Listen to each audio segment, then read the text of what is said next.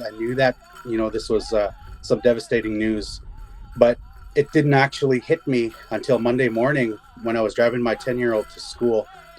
And I've dedicated my life and my career and working in education to bring truth, to speak truth, and to do everything we can for these true stories to be told.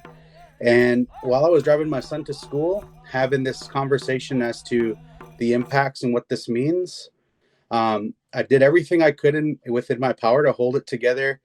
Talk to him about the significance of this.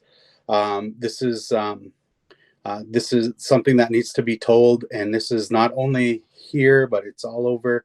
People are going to be wearing some orange shirts. They're going to lower your flag to half mast, and this is the reason why. And told my son that I love him, and dropped him off at school. And then on the way home, driving back from dropping him off, the waves of emotions and grief, sadness and anger and everything that comes up, hit me.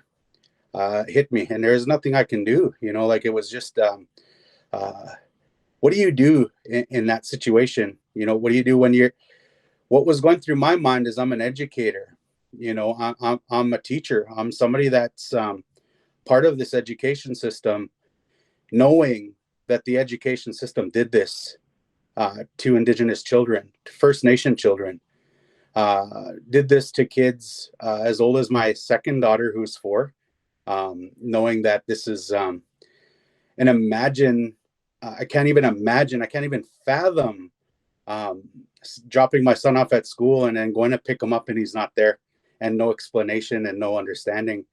And how do you deal with that?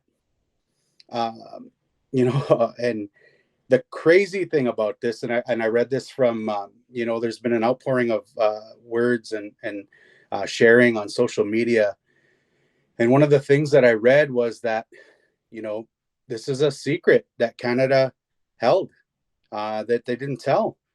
When they were making the apology, when they were doing the TRC, they knew that there were 215 dead children at Kamloops. They knew that there was Indigenous children and lives lost across this country. They know.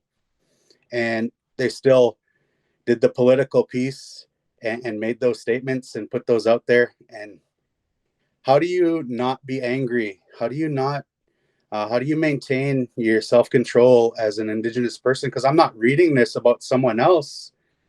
These are about my people. These are about, this happened to my people on my land, on my territory.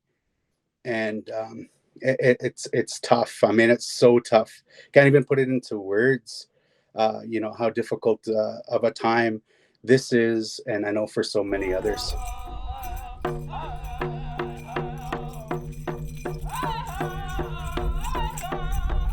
My family's first relationship with schools happened in 1896, where my great grandfather, my grandmother's father, Charles Ryder Jr., entered the Regina Industrial School, and he was 43 pounds. He was 4 foot tall, and he was given the number 118, and that's how he was identified.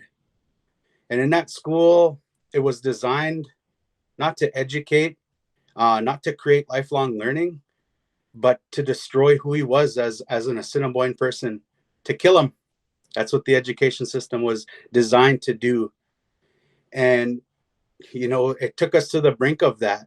It took us to the, it was a difficult time for my family, because what happened is that was the start of the weaponization of education against my family. And it continued on to his children. It continued on to my grandmother who raised me. And when I think about how amazing and beautiful that my late grandmother was, the kindness, the generosity, and then when I'm reading her statements when she was asked to fill out, when they were asked to do the statements back to the compensation, when I was reading what these residential schools did to the most beautiful woman that I've ever known, it broke my heart. And then we come to now, and I drop my son off at school, and it breaks my heart again. And this is happening over and over and over again.